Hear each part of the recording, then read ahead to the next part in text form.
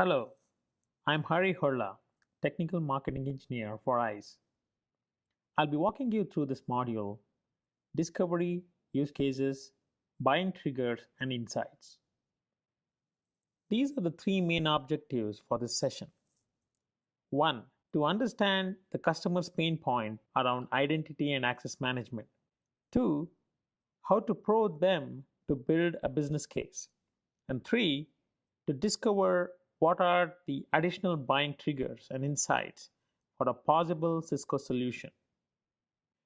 The new era of digitization poses immense challenges on the network infrastructure, leading up to several visibility and access control needs.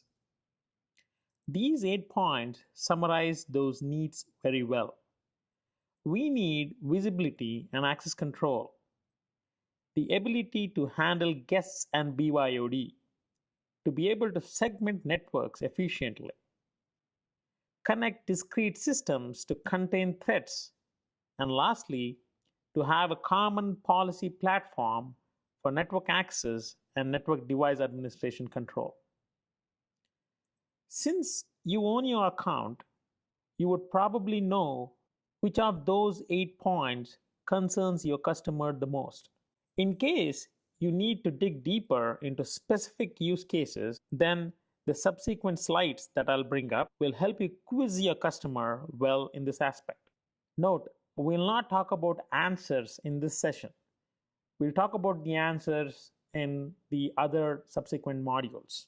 Now, let's understand how do we do the discovery. We'll start with visibility. I've spoken to several Cisco customers in the past in the context of security. And the first thing I question them is, do you know how many endpoints touch your network every day? The answer most of the time has been vague, which tells me that a majority of our customers out there are in the need of a good asset visibility platform. You can ask your customer more on this. Do you know the kind of devices, phones, printers, Internet of Things, and more that are in your network?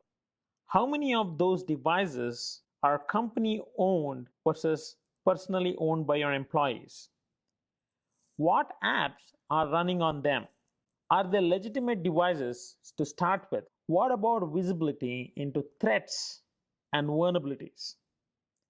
This can get quite endless, and most of the time it could be a compliance requirement. Like, see a case study here. Here is a customer, Molina Healthcare, that needs to be HIPAA compliant, and HIPAA standards mandate for the healthcare provider to must know who and what is on the network. Something very similar goes with PCI too. So dig into your customer's visibility needs. Switching the gears from visibility into access control. Read this case study here. This is a customer in the UK. They had a supplier come into their office, and to get network access, all that he had to do was to unplug a desktop that was already connected and then to plug a laptop to that port. Now, this was something totally annoying to our customer because it was against their access policy. Beachbody, a fitness enterprise, wanted to automate network access so that the IT engineers have enough time to focus on other critical things. Now, what do you think about your customer? Are they preventing unauthorized network access? Are there proper authentications for their wired and wireless access? Are the port configurations automated, or should the IT engineer go set up things manually, port by port, depending on the endpoint type? I spoke about HIPAA and PCI in the previous slide. These standards mandate for network access control too. Is your customer in a business that mandates them to comply to these standards? How about hosting access control lists centrally and deploying on demand rather than hosting it on each and every access switch? How about a unified policy platform for all user and device type, wired and wireless, campus, branch, and remote office? Guest access. A lot goes into building a seamless guest access solution.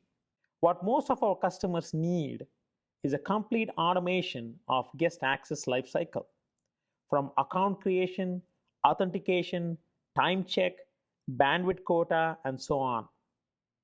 Fancy portals that can be created with almost zero HTML coding knowledge, and to have adequate visibility and control managing all this. Try to understand what your customer wants to do with guest access. BYOD extends the same needs as guest access. However, as this customer puts it well, it's a job well done if the end users don't need help from IT. That's exactly what you need to ask or find out. How much time is your customer spending today to manage BYOD? Do they have right infrastructure for certificate assignment and mobile device compliance checks? How to let users self-service onboarding and deletion of their personal devices. Segmentation is a challenge to most of our customers. I would like to narrate this case study for you. Here is a customer that is into retail electronics in the US. They have more than 1,000 stores, and in each store, they have all sorts of users and devices. One interesting user category are the vendors. These vendors are neither employees nor guests. They are somewhat in between. They are in the stores to promote their own products like television, camera, and others. They stay in the stores for a promotion period, which can last a few weeks to months.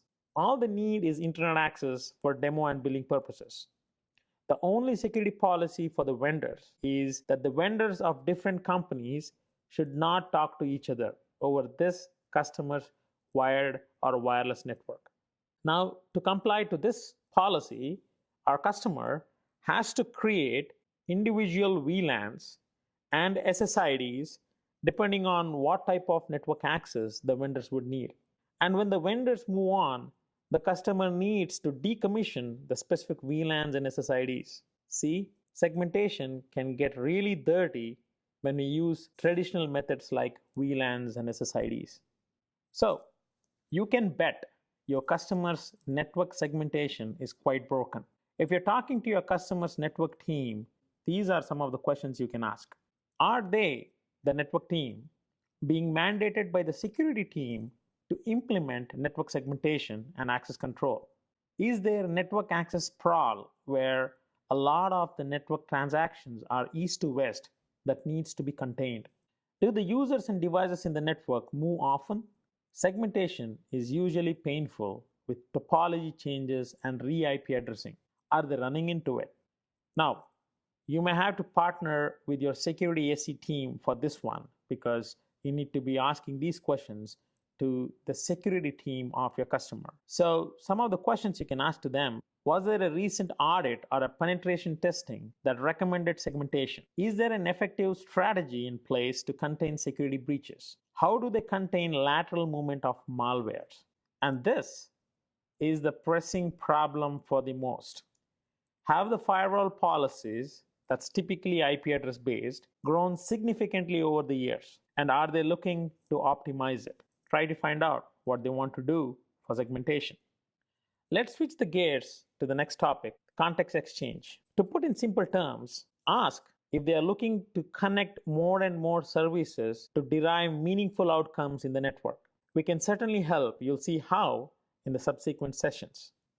Again, to your customer security buyer, are this about containing threats? How do they assess system level compliancy for OS patches, antivirus signatures, and more? How to detect vulnerabilities in the endpoints and protect them from breaches? How to bring down time to detection of security threats? And finally, how to automate the detection and containment process. Now finally, do they have TechExpress server that is heading end of life? Are they need to unify policy administration for both network access and network device administration? Find out.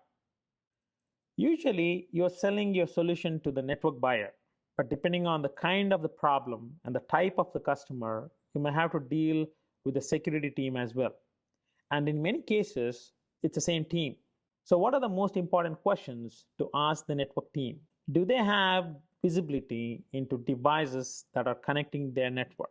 If they have visibility, then they can automate network access and move away from manual provisioning. Segmentation without VLANs, if that's possible. need for automation of guest and BYOD workflows. Overall, reduction in the operational costs. That's what matters the most to the network teams. And for the security teams, things like compliance, segmentation, threat containment are top priority. Ask them appropriately to find out what they actually need. Some other buying triggers could be when we have a customer that has third-party AAA servers that are outdated, or they have our own ACS server that is heading to an end of life, or a potential network refresh with Cisco that lets your customer rethink their identity and access control needs. So we're getting to the closer of this session. So in summary, probe your customer to build a business case. The network and security teams will have different needs around the same solution. Try to find them out. And finally, outdated policy servers and network refreshes are good buying triggers for a Cisco solution. So all those questions that you ask and the responses you'll get helps you build a business case. That's the goal of the discovery phase. From there, you'll move to the design phase where we can discuss the solution and options with our customer. The customer will surely come back asking for more, wanting to see how a specific set of use cases can be demoed at their own office. We can prove the value during the demo phase. And finally, if they have any objections, we can clarify. If they have competitive consideration, we can showcase the differentiation, which should eventually result in a purchase order.